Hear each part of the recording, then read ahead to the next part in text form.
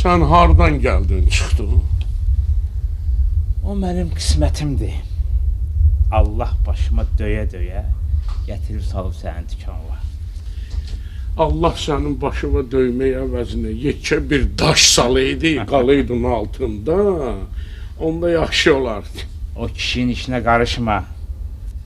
Sən qaynananın dərdini çək. Sən bilən bu kimin işi ola bilər?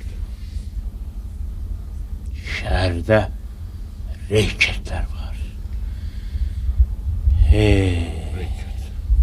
Qaynanam yaxşı arvad idi. İdi? Necə yəni idi? İdi niyə?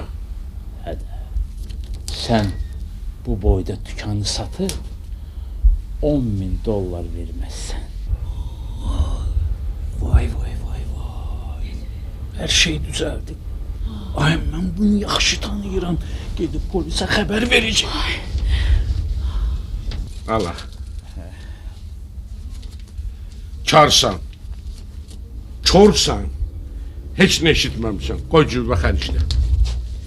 Karam. Amma kör deyiləm. Yaxşı, ala.